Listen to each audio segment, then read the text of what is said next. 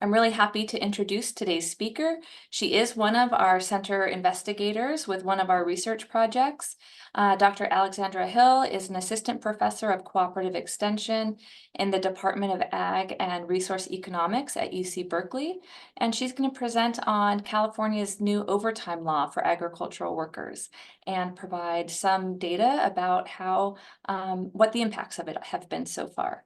So, Ali, I'm going to turn it over to you. Cool. Thank you so much, Heather. Let me this work again. Cool. Can you see my slides? Yes, we're good. Okay, cool. Thank you. Hi, everyone. I got a nice introduction, so I won't repeat it, but I will repeat that. Well, I guess I'll just say that I'm really excited to be presenting here today. I've worked with the Western Center since I was a grad student at UC Davis, and I'm always excited to be involved with their work. So today I'm going to be presenting to you some work I've been doing looking at the effects of California's recent overtime law. Well, I guess 2019 was when it first started being implemented, kind of recent, for agricultural workers. And we're specifically going to be looking at the worker level impacts. And today we're just going to be talking about hours and earnings. At the end, if you have questions about other outcomes, I can tell you what other things I've looked at thus far. So to motivate this talk, I want to give people who aren't so familiar with these agricultural overtime laws the kind of bare minimum background that you need to have in order to understand the research question today. So the basic thing that you need to understand is that at the federal level or nationally, the Fair Labor Standards Act, or the FLISA, has been one of the main US laws that provides employee protections. It was enacted in 1938, and it sets federal standards for a lot of terms of employment. So those include minimum wages, child labor, and for today's talk, overtime standards. So there are two things that you need to understand about the FLSA in order to understand my talk today. The first one is that the Act exempts some workers and industries from some or all of its standards. So farm workers and agricultural employers are among those exempt. And so they're partially exempt from the minimum wage, and child labor laws are less stringent. And relevant for our talk today, they're not legally entitled, agricultural workers are not legally entitled to any overtime pay at the federal level. So this is the first fact that you need to understand for my talk today.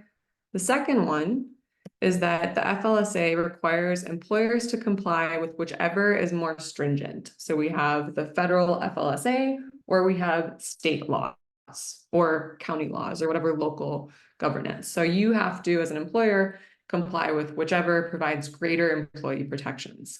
So everyone is familiar with this, whether it be formally or informally in the context of minimum wages, right? So in California, the minimum wage is currently at $16 an hour. The federal minimum wage is still at $7.25. So the federal minimum wage is set by the Fair Labor, or amendments to the Fair Labor Standards Act, whereas all employers in California still have to comply with this more stringent ruling. So why am I bringing this up?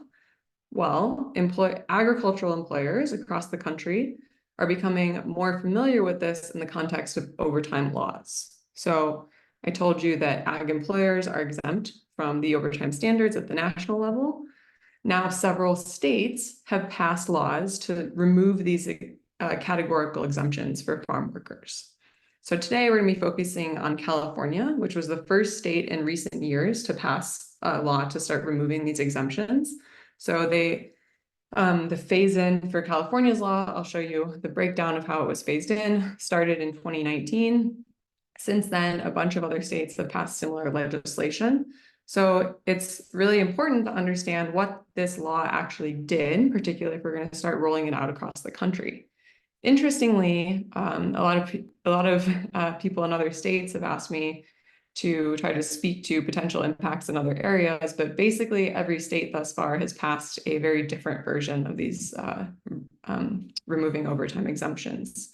So what I'll present to you today speaks to the effects in California. It's a little hard to extrapolate to other states given how differently the new laws have been rolled out. Okay, so just to kind of wrap up my motivation today, why is it important to understand the effects of these laws? I'll give you two reasons. And the first is that the current debate around the effects of these laws has been largely informed by anecdote, so by stories. And actually, my interest in this particular studying this happened when I was a grad student at UC Davis. And this law was first being proposed, and then it was ultimately passed while I was still finishing my PhD at Davis. And I remember witnessing this interaction between farm employers and media and advocacy groups and workers and everyone who's involved, and everyone had these different stories of saying, okay, well, hours are going to reduce, workers are going to lose income, versus, oh, hours are going to stay the same because we have worker shortages and workers are going to gain a bunch of money. So I was just kind of witnessing this and thought, well, I guess it'll be interesting to see what happens, particularly for a law that's aimed to improve worker well-being. Like, we want to make sure that that's actually what it's doing. The second reason goes beyond agriculture, and is that, well, and within agriculture, but overtime policies are changing in many different contexts. So there's legislation to remove these exemptions at the federal level. California is actually considering, not within agriculture, just in general, reducing the overtime threshold to 32 hours for a work week rather than 40. I was just actually in Australia, and I learned that they have some very crazy overtime standards, and they're kind of constantly updating them, and they're industry specific. So I think it's really important to understand what actually happens when these overtime standards change, and what happens to the workers that we're trying to improve the livelihood of when they do change. So this particular study is going to address this, looking at California's overtime law, so this overtime for ag workers law, and I'm going to ask, how did it impact these workers that it aimed to protect? And we're going to look at this just in the short run. So today I'll be presenting data that goes up to 2022, so that'll be for the 4 years after the law began its phase-in. And here, this is essentially the only information I'll give you about the law. I'm happy to discuss more details about it if you're interested, but the particular law that was passed was California AB 1066, so Assembly Bill 1066. This is the relevant part of the phase-in for my presentation today, and I'm highlighting two boxes. So before 2019, agricultural employers in California were required to pay overtime pay, so 1.5 times the normal rate, after 60 hours per week. And starting in 2019, this reduced down to 55, and then each year it goes down in a 5-hour increment until 2022. We're at 40 hours a work week, and that's going to be the last year of the data. So that's going to be the kind of last threshold that we'll be looking at today. One thing to note there is that I told you that agricultural workers are entirely exempt from the federal labor standards for overtime. So a lot of other states actually don't even have this 60-hour-a-week overtime threshold. So California, even before they implemented this law, had technically more stringent, had standards in place that weren't in place in other states. But that's what we're going to be looking at. We're going to be looking at a reduction in this threshold beyond which employers have to pay overtime, the higher overtime rate, from 60 down to 40, and we're going to look at this year by year. So before I get into the talk, I think this is my slide with the most words on it, and so I'll just summarize it. Is really that part of my interest, my interest in this project grew a bit as I started exploring prior work in the area, because I kind of learned that there's a fair amount of theoretical work, so kind of using economic theory to make predictions about what we think will happen when we institute overtime standards. And there's some evidence from data, but it's actually, there's not as much as you might think, given that these laws exist in nearly every high-income country. They've been in place for nearly a decade in the United States. But I think that part of the lack of evidence is actually just what I described, that these laws have been in place for a really long time. And so we actually don't have instances of a major policy change to actually study their effects. So it's different from something like the minimum wage, which updates regularly, and we can kind of study it as it's changing. Overtime laws are a lot more stable. But the kind of fundamental economic theory that motivated overtime laws initially is that they would result in work sharing. So essentially, it's going to reduce an individual employee's work hours. Then firms are going to hire more workers, and that's going to improve welfare. So we think about this in the context when we first implemented overtime laws during the Great Depression. This makes a lot of sense. We had a lot of unemployed workers who were seeking employment, and this was a very reasonable prediction. And then what I've outlined here that I won't really get into today is that what happened is that a lot of later studies looking at kind of smaller incremental changes in overtime standards didn't find these effects. And so it kind of it encouraged a lot of different theoretical work to try to explain why these results weren't consistent with this motivating prediction. And so there's a variety of alternative models.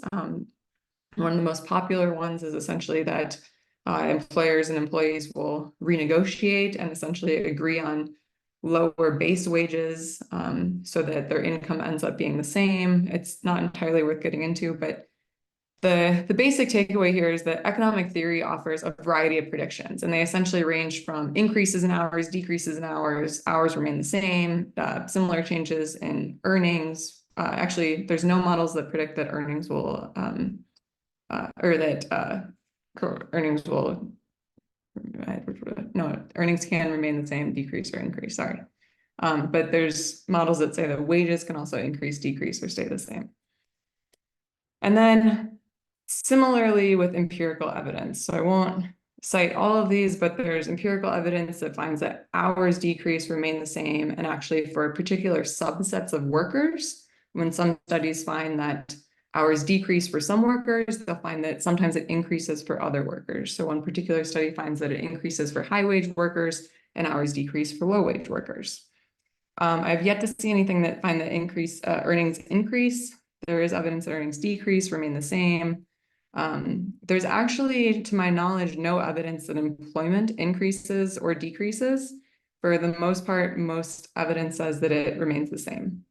And then there's a lot of other outcomes. So relevant to the center today, one of the things I'm interested in looking at is this injuries piece. So what happens to worker injuries when we implement overtime laws? And I have a little bit of a plan to start looking at that soon. But anyways, there's a lot of different things that you can look at. What do I want you to take away from this is that what I thought is that to predict the effects of these overtime laws, we could just draw on prior work and learn from what's already been done. But what I found from a pretty massive literature review is that there's no cohesive story here. There's no, like, this is exactly what's going to happen, particularly in the context of US agriculture and in California. So I'm going to answer that question in this particular context so we can shed light on the effects of this actual policy. I'm going to ask two main questions. The first is whether workers are impacted. And to answer that, I'm going to ask what happens to working hours. I'm going to show you that average hours decrease for California workers. And more importantly, I'm going to show you that the distribution of hours shifts. So I'll give you a picture that will explain this better, but I'm essentially finding that rather than looking at average effects, I'm kind of interested in understanding how did workers kind of rearrange in terms of hours. And what I'll show you is that there's fewer workers working above the new overtime thresholds, and there's more workers working below.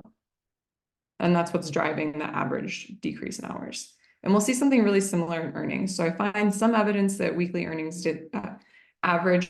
weekly earnings decrease, sorry.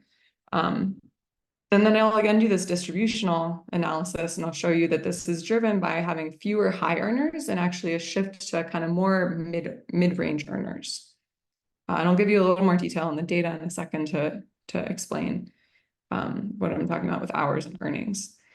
And then if we have time at the end, I think we will, I'll give you two alternative policies that I've done some simulations for to say what would have happened if we implemented this policy a little bit different. And the two different policies I'll talk about are an overtime tax credit, which has now been implemented in 2 states, New York and Oregon, and compare that with what would have happened if we just put the overtime threshold to end at 50 hours a week. And what we'll see is not surprising.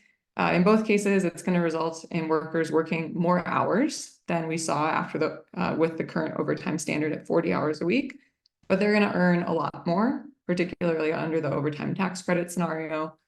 And so it ends up being this kind of trade-off of what is more important to workers, and that's kind of where I'll end the conversation today for us to discuss. So to get into my data, the data I'm using is from the National Agricultural Workers Survey. It's the only nationally representative survey of U.S. agricultural workers. It includes not a fairly large sample of workers, and it's the interviews are conducted at the place of work each fiscal year, so it gets around a lot of issues in other surveys that are conducted at the household level, where a lot of agricultural workers can be hard to reach by those surveys. Conveniently for looking at California, a very large share of these interviews happen in California. And the NAWS includes detailed information on characteristics of the current farm job. So when I was talking about hours and earnings, what I'll be talking about today are each worker is asked for the number of hours they worked for their current farm employer in the week prior to the interview. And they're also asked for their earnings on their last paycheck. And then I'm going to restrict the sample to workers who are paid weekly or biweekly, so I can get a weekly paycheck. Yeah, so those are the 2 variables we'll be looking at. And then just to highlight, the NAWS does have limitations. So one is that it is restricted to crop workers. So today, this law also impacts workers who are working on ranches, so working in animal agriculture, and I cannot, unfortunately, speak to impacts in that industry quite yet. It does not include any estimates of total employment. So I told you one key piece to overtime laws having a net social positive impact is that it would increase employment. I can't answer that using these data. I'm starting to look at it in other data. And then it does not include H-2A visa workers, which is something that they're currently working on and something that I'm working on by bringing in H-2A visa request data. But those are kind of the main limitations to the data set that I want to highlight. Okay, so having said that, I am going to give you 2 just kind of like summary statistics. So what's going on in the data without doing any sort of analysis. So this is called the raw data. I'm just like taking the data and looking at averages and percentages and not doing anything with it, as I will be doing later in my economist way. And there's 2 kinds of pictures I'm going to be showing you today. So when I talked about a distributional effect, this is an example of the pictures that we'll be looking at. So what this is showing you is each bar, so the x-axis is giving you the number of hours that workers reported working last week. Each bar is telling you the percent of workers who reported working within a 5-hour range. So if we look right here, I hope you can see my mouse, this would be the percentage of workers who are working 40 to 45 hours a week. The gray bars are in the 4 years before the overtime law went into effect. The red bars are in the 4 years after. So just looking at these averages, what do we see in the distribution of hours? Well, I can see that the average decreased from 46 hours a week to 43.5. And what really happens is we see a decrease in the proportion of workers working really above 50 hours a week. So where these gray bars are higher. And then we see increases in the proportion of workers who are working 40 to 50 hours a week. So kind of just around that new overtime threshold. So this is the one type of chart I'll show you today. And then the other one, I want to give you some idea of what's happening with weekly earnings over time. So I'm going to be I'm going to restrict the data set to 2011 to 2022.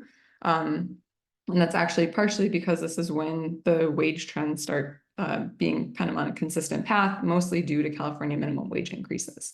So here what I'm showing you, this red line is just weekly earnings, not adjusting for anything. This is just what's reported in the data. So the average weekly earnings of all California workers each year in the sample.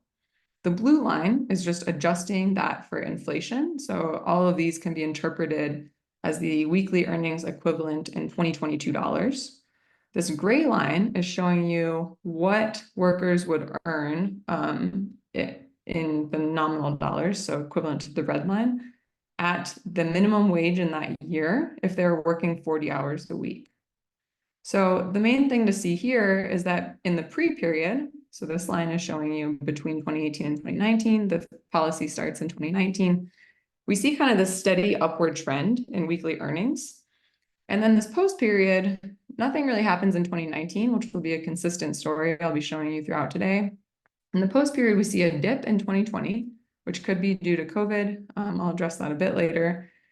But then it doesn't really rebound to the same path, right? So if I actually detrend the data, so just take out this kind of linearness and add and just plot earnings, taking out this trend, this is what that looks like. So we see that earnings are kind of like on this steady path, and then they actually drop following the overtime policy. And this is going to be consistent with the analysis that I'll be showing you today.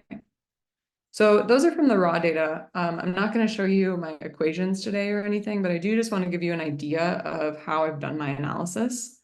And so the basic idea behind my analysis is there's two aspects to it. So one is just a before after. So if we take that picture, I'm just going to say, what was the path? Sorry, you can't see my hand. What was the path that we were on before the policy went into effect? And then how did it change after? And I'm going to do that controlling for some characteristics of the workforce that may have impacted that path. So we'll control for worker demographics. For example, workers are aging over this time period. We'll also control for job characteristics that might impact how much workers earn or the number of hours. So I'll control for tasks, the crop that they're working in. And then the second thing that we're going to do, and this is my what I'm doing to account for the effects of COVID-19, is we're going to compare this before-after analysis in California with what happens in a before-after analysis in all of the non-overtime states. So over this time period, I'm really just removing Washington and New York State. And in economics, we call this a difference in difference analysis. But the basic idea is that we would expect that whatever trends are ongoing in the two different places in the before period should continue if the policy has no effect. But if the trend continues in the non-overtime states but changes in California, then it's evidence that the policy is driving these effects rather than something that impacted the whole country like COVID-19. So I hope that's clear, and I'll show you some figures to make that make sense. So going back to these line graphs. So this is an example of the evidence from approach 1. So this is a plot of the average hours for California workers by year. We're going to have a base year in 2018. This y-axis is going to give the change in average hours relative to 2018, sorry. So what we see is in the pre-period, there's really no difference from 2018. And then 2019, again, my consistent story, it doesn't really seem like anything changes, but starting in 2020 and then continuing, we see a pretty consistent decrease in hours. So in the end, in 2022, this works out to about an average decrease in 5 hours a work week for workers. If we compare this to all non-overtime states, we see something quite different, which is just that there's no discernible trend. The pre-period looks quite similar between California and the non-overtime states. And then the post-period looks quite different. So we don't see really anything happening in non-overtime states. So this gives me some kind of evidence that what's happening in California is unique. And the main thing that changed at this time period is the overtime policy. To summarize that, the average California crop employee worked 5 fewer hours per week. And then we'll do the same thing for earnings. So same idea, but now we're going to be looking at the change in earnings relative to their deflated value in 2018, which was $535 for California workers. And we'll see, again, we see kind of a stable trend in the pre-period, and then it goes down, not statistically different until 2022. We see a large drop in earnings. If we compare that to what happens in non-overtime states, we again do not see a similar pattern. So we see that workers in other states kind of continued earning a similar amount, albeit that amount was less than workers in California, but our rent is also way higher. Okay, so those are the basics of this kind of approach that I'm using. And sorry, I should have highlighted here. In 2022, this works out to about a $100 a week decrease in earnings relative to what we would have expected workers to be earning. So then the last bit here, if you guys saw my ARE update article, is I didn't show these average effects. What I'm really interested in understanding is these distributional effects. So going back to that bar chart earlier. And the idea here is that that 5-hour decrease in hours could happen a bunch of different ways. And those different ways are really meaningful for the welfare impacts for workers. So it could happen if we have 3 workers, by all 3 workers working 5 fewer hours a week. Alternatively, it could happen by 1 worker working 10 more hours a week, 1 worker working the same, and 1 worker working 15 fewer hours a week. And so my interest, the reason I'm doing this distributional analysis is 1, to see if the distributional changes are consistent with how the law was rolled out, and 2, to understand these different welfare impacts. So I guess like how are these 5-hour reduction in hours happening? Is it happening for most workers, just for a few workers who are losing a lot of hours? I hope that kind of gives some insights into that. So I think I'll skip that slide for now. So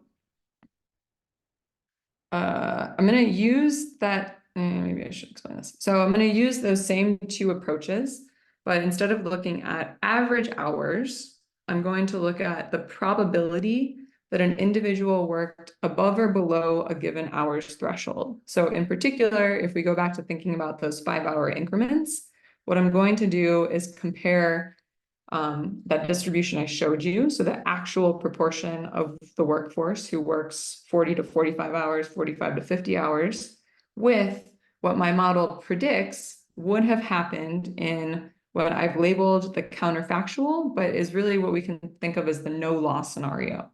So that is the predicted probability that each worker would work hours within that 5-hour increment if the law never went into effect. So I'll refer to it as the no loss scenario.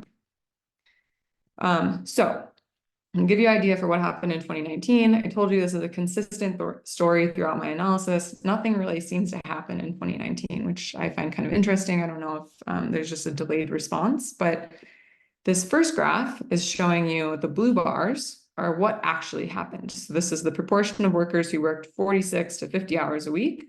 And then the red bars are showing you the no loss scenario. So what my model predicts they should have been working if the law didn't go into effect. So I'm essentially taking away the effects of the law that I predicted from those earlier graphs.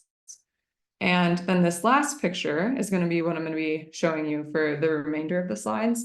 So it's important to understand this is taking the observed distribution minus the no loss scenario and just plotting that difference. So if the bar is positive, it means that there are more workers working in that working this hours range than we would have expected if the law didn't go into effect. So that would mean there's a relative increase in the share of workers working those numbers of hours.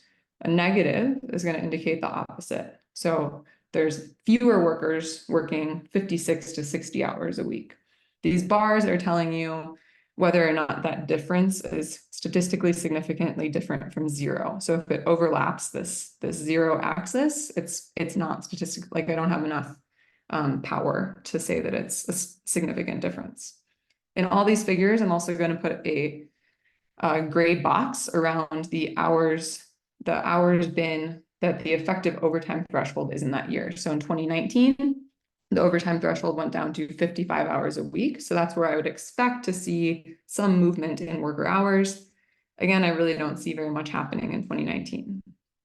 So with that in mind, I'm going to show you the results for each of the years following the law going into effect. So this first one is 2019. We just looked at it. Not a ton happens. But then we start looking at 2020. So in 2020, the threshold goes down to 50 hours a week, and we start seeing pretty major reductions in the proportion of workers working above that. So working 51 to 60 hours a week. And we see an increase in the workers working just below it. And kind of interestingly, in all of these years, we've seen an increase in workers working 40 hours a week.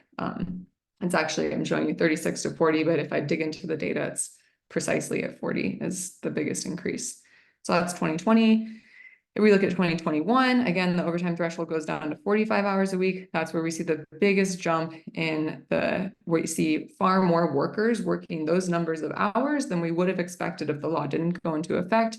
In 2022, we see the biggest effect in this 36 to 40 hours range, again, where the overtime threshold is. And then importantly, for like these worker welfare implications, is that we see fewer workers working above those amounts. So we see fewer workers working in this 46 to 60 hour range in these last 2 years. So for this policy analysis, I'm going to focus on the 2022 data. I might not get to it, but anyways. So this is what happens for hours. And then I'm going to show you really similar figures for earnings, but we're not going to have the bars because there's no thresholds for earnings, but you're going to see very similar patterns. And that's because it's the decreases in earnings that I'm finding are pretty consistent with these decreases in hours. So workers are losing hours, they also lose earnings. So again, here we're looking at 2019, not very much happens. There's no statistically significant decreases in earnings. There's a little bit of an increase in this $500 to $600 range. Then we start getting into 2020. There's a decrease in this $800 to $900 a week range. And then there's kind of some increases in this $400 to $700. We go to 2021, we see this big increase from 500 to 700, a decrease from 800 to 900. And now we see a statistically significant decrease in those earning above $900 a week. And then in the last year of the data, we'll see the statistically significant and biggest increases in workers earning $400 to $600 a week, and we'll see decreases in them earning $700 to $900 a week. So to wrap up those hours and earnings effects, so compared with the no loss scenario, I'm finding that more workers have workers at or below the hours threshold. More workers have weekly earnings at or below $700 a week. And this is for their current farm employer. So not accounting for multiple jobs or anything. And to go along with that, we're seeing that fewer workers are working those longer work weeks, so hours above the overtime thresholds. And we also see that fewer workers have earnings in this higher earnings range from $700 to $900 a week. So in general, these results are really, really consistent with this, with employers cutting hours to avoid paying the higher overtime rates. And I've explored a lot of different methods. I've done a bunch of different placebo tests. So essentially rerunning this regression in a setting where it doesn't make any sense. So on those states that never implemented a law, or on historical California data where we never had this change. And the model doesn't pick up anything that looks anything like this. There's no significant changes. I've looked at a bunch of alternative explanations. The results are really quite consistent with this narrative. And so those are my main findings in terms of hours and earnings. And we do have 5 minutes, so I'm going to very quickly just talk about my policy simulations. So the first one I mentioned is this employer tax credit, which I think is highly unlikely in California because we are in a major deficit, but is one thing to consider that some states have implemented this at the end of the year. If employers have paid any amount of overtime wages, then they can recoup them via a tax credit at the end of the year. So the basic idea here is that I would expect, let's say that this would mean that workers got to work the exact same number of hours as before the law went into effect, but now they get that time and a half rate after 40 hours a week. So worker income should go up a lot, and that's exactly what I find. So this is probably too much to get super into right now, but the analysis I'm doing for this simulation is basically, let's say that all workers are earning the 2022 California minimum wage rate of $15 an hour. And then they're also going to receive 1.5 times that. So 22.5 an hour for all hours worked beyond 40 in a week.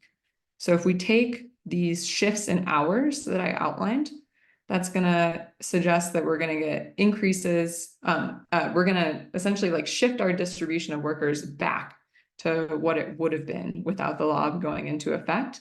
And so what that would result in is that more than in this scenario, more than 70% of the workers in the sample would have earned $700 to, let's say, $1,100 per week, assuming their wage is at the minimum wage. This is kind of a lower bound, which is much more than they would have earned without any overtime payments, which is $700 to $900.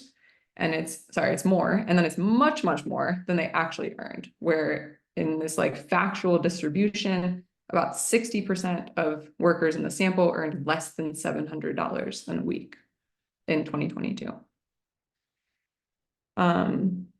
Okay, so I went kind of fast through that, but we can talk more about it if you have questions. The second option is this partial reversal, which is currently being considered, but it would essentially partially reverse this law that reduced overtime hours, the threshold to 40 hours in a week. And let's say we bring it back up to 50 hours in a week. And so what I'm going to do for this scenario is essentially take the hours effects from 2020, which is when we were at 50 hours in a work week, and then say what would happen if we were paying those workers overtime after 50 hours in a work week there. And so here we end up somewhere in between the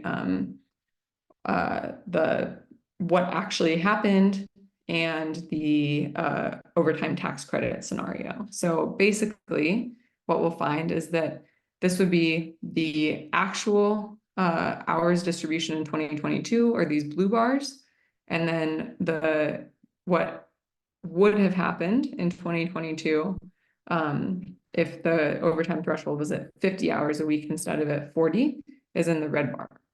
So to summarize, and then the same thing for earnings is on the right-hand side. The basic takeaway here is that 50% of workers, so half the workforce, would have worked more than 45 hours a week in this scenario, whereas in reality, only 28% of workers worked that. And then if we look at not without the law in place, but if we think about the overtime tax credit, actually, or without the law in place, we would have expected to see 67% of workers working more than 45 hours a week. I just picked that threshold arbitrarily. We can do this for any hours threshold. And then for earnings, the story is kind of the opposite. So that's kind of a win for workers, right? We have fewer workers working these really long work weeks. But on the other hand, this partial reversal would have resulted in 64% of workers earning more than $600 a week, whereas in reality, only 43% of workers earn that. Versus if the law wasn't in place, we would have had 80% of workers earning more than $600 a week. So it's just highlighting this trade-off between working hours and income. And I can kind of leave you off with that. My main takeaways here, I think I've summarized already, but the new law seems to have reduced weekly working hours and earnings for crop workers. How those hours and earnings decrease is quite consistent with how the law was laid out. So I don't think that other things are causing this to happen. And the kind of welfare implications for workers are quite unclear. And I think that this is an avenue for a lot more work, because we can think about so I just told you only 28% of workers were working more than 45 hours a week, and 67% would have worked that without the law in place. So that means that the law did indeed give workers fewer working hours. But on the other hand, only 43% of workers earned above this $600 a week threshold, and 80% would have earned that without the law in place. So a pretty massive shift in worker incomes. Yeah, and let's just end there. I can give my email address at the end. Thank you so much, Ali. That was very informative and so much information that I think we have been wanting to hear and understand about overtime in agriculture. And so I'd like to encourage anyone who is here to put their question into the chat. We have about 10, 14 minutes to have a discussion about this. And I know that we have several people, both from community organizations and those who have worked with employers. So it would be really great to hear some experiences from those perspectives, people who are working with farm workers or employers, about what their perspective is, more on the ground. This is from data that has been collected from farm workers directly who work in, and it was collected at the farm site. So you talked about it being from NAS, and it did not include H2A workers, who make up an increasing but still relatively small part of the workforce.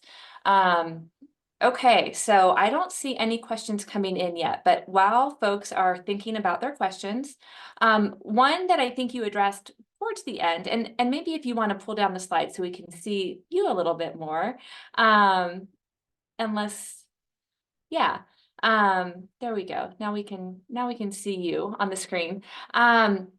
I was curious as to whether or not there are other explanations that we should be considering for the decrease in hours and wages that you're presenting, whether it be an overall reduction in work due to drought or other factors that could explain these trends, other than overtime. Yeah, drought is an interesting idea. I'm gonna write that down. So the main ones I've been concerned about are the COVID effect, and rising minimum wages. And the rising minimum wages have really turned into something that I was shocked by how difficult it is to address, because how aggressively California has increased minimum wages does not match like any other state. The closest is Washington, but I have to take them out of the analysis because they passed an overtime law within the study period. So that one's kind of the one I'm most concerned about. And I think it would be really interesting to understand the interaction of those two things. Like, would the overtime law have been less impactful if it wasn't compounded with rising minimum wages? Or, like, to what extent did minimum wages cause this, and then overtime laws exacerbated effects? So I think those are the main things I've been kind of concerned about. The reason I've spent far too much time now looking into this is because I really wanted to convince myself that that's what's the story I'm telling is what's happening. And I'm quite compelled is that I could pull up the extra graph, but the way in which hours are reducing are quite consistent with how the law is phased in. So what I see are incredible increases in the number of workers reporting weekly hours precisely at the new overtime thresholds each year. And there's no reason in my mind that a drought would cause that year over year in that consistent of a manner. Right. If Yeah. that, Thank you. We have a question from Brian Little, who mentions a UC Merced study or publication that just came out last month that shows worker incomes actually increasing, and wondering if you can comment on that. I actually just in preparation for a conference that many of us are attending later this week, forwarded you the fact sheet, and they use the American Community Survey data. And I'm curious if in that context, you can reflect on maybe the ways in which different data sources might have an influence on that. Yeah, so I will be presenting a little bit more detail on that later. So the reason I chose the NAS is because it has this really detailed information on current farm employment. So there's two reasons I didn't pick the American Community Survey. One is that the hours question is, what are the usual number of hours that you work per week? And in my mind, that is subject to a lot of recall bias. And if you look at the data at any point in any industry, there's just massive bunching at 40 hours a week. And for crop employment, depending on when the workers were surveyed, which I don't think you have precise information on in the ACS, so I'm not sure on that. Like, if you're asking them in off season, you're going to get a much different answer than if you're asking them during peak harvest. And so I think that there's just I think there's an imprecision in with their hours measure. One nice things about the NAS is that I'm getting this very precise, like down to the penny what people got on their weekly paycheck. The ACS captures annual earnings in these kind of wide range bins. And I assume that the UC Merced study is taking like the mean or the median of those bins. And so actually the NAS also collects that sort of income information. And I can pull up a slide really quick. So the thing is, I actually don't think that our studies are inconsistent. I think that they're looking at a different question. So like a lot of different things can go into your total annual earnings. It could be that workers are picking up multiple jobs so that their earnings actually increase. What I actually find when I look at this in the NAS is that if you don't control for inflation and you don't control for the minimum wages, you're of course going to see that annual earnings are increasing. But as soon as you control for those things, I don't see any effects in annual earnings. But I can fairly easily replicate the results if I don't control for those things. Got it. Thank you. Well, some of us will be able to continue that conversation, and I think that it's really valuable to be able to look at similar questions in a variety of ways to be able to understand a question and yet make sure that we're comparing apples to apples in doing so. So great. We have a comment from a partner who does outreach to community members and specifically to farm workers in the Central Valley in Fresno County. And she says that we have workers that have told us that they are paid with a paycheck, but then get paid cash if they go over 40 hours. And Allie, I think this is something that you and I have sort of talked on the side a little bit about, and it's a tricky thing to handle. So curious if this is something that you've heard any more about and ideas about how to address it. Yeah, I've certainly heard this narrative a fair amount. And I think it's, I mean, I think it's one of the areas of research that I glossed over in prior work is that overtime laws have been found to increase non-compliance or strategic avoidance. And so one way is paying under the table. Another way is like starting to salary workers and just making them work crazy hours. So there's a lot of different ways that employers have found to take advantage of that system. So the NAS should still capture the hours of those workers accurately because it's not, the data is coming from asking workers how many hours they worked. So to that extent, I should, like in my particular study, I should pick up those hours. And then it's an interesting question though, because their weekly paychecks wouldn't include the under the table amount. So that I actually haven't thought about before. So that's a really good point. But this is a narrative that I've heard before, and it's unfortunately quite hard to address when people aren't doing things above the table. Thank you. Reina or Diana, would one of you mind interpreting the comment that we have in Spanish? Or actually, Claudia. La pregunta es, a muchos trabajadores, o el comentario, a muchos trabajadores les reduce las horas para no pagarles horas extras.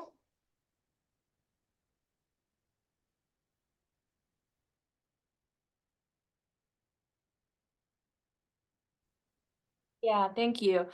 And I guess to Rocio and Susanna and Tanoke, I'm curious if you, so it sounds like that's an observation that you're seeing in the work that you're doing. And do you have a sense as to whether or not that's perceived as a positive or a negative thing with the workers that you're encountering? Maybe you can provide some comment on that in the chat. While we wait for that, I'll ask another question. I think that in other sectors and industries, we've seen increases in overtime in the past, Allie, and you indicated early in your presentation that this was a short-term study, so just the first, 5 or so years of implementation. What are, based on other studies of other industries and sectors, what is a longer-term trend that we might expect with a policy change like this? Yeah, so longer term trends are one of my caveats at the end we kind of need to understand other adaptation strategies of employers. And so one, hypothesis is that employers will increase mechanization as workers continue to get more and more expensive. In other industries, it has also increased the use of salaried pay. Let me think about what else you'd expect. What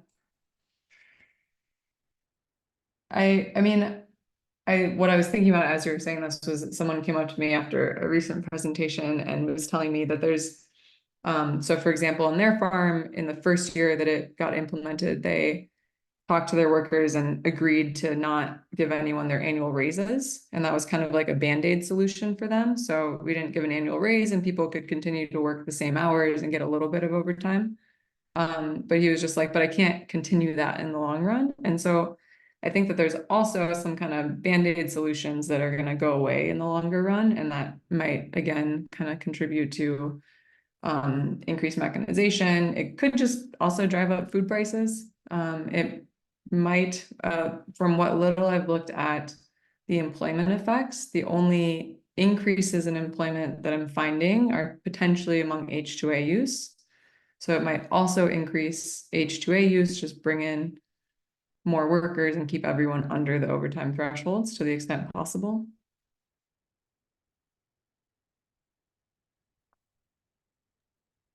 Yeah, thanks, Rocio. You reminded me of a question that I was hoping we could get to, Ali. If you could speak some to those injury, illness, safety points that I'm not sure if you've started to dive into that or if it's an area of future work that you want to do, but as you said, it's an area of interest for our center, and agriculture is one of the most dangerous industries, so anything we can do to reduce injury and illness is obviously a positive step. Yeah, so it's a major interest of mine. So right now, as you mentioned, Heather, I'm a PI on a project for the center, and one of the data sources that we have for that project is workers' compensation claims. And so our plan is to use those to look and see what happened to workers' compensation claims after the overtime law went into effect. There will be some pretty major limitations to it because we won't have a comparison state really, but that is kind of the plan to start at least addressing it. I think where I get stuck on, I would love if the reduction in hours leads to decreases in injuries. My concern is that anecdotally, I've heard a lot of stories of workers picking up second jobs to still, make it the earnings that they want. And in that case, I guess I'm not exactly sure what the effects on injuries would be. So yeah, I think it's a really important question because anything we can do to reduce injuries, I think, is a huge win for agriculture. Absolutely. I think that's a great place to leave it. So Ali, I want to thank you for presenting to us and bringing this really important topic to the center and answering questions that I know many have been asking since the overtime law went into place in California. I'd like to thank everyone for joining us today.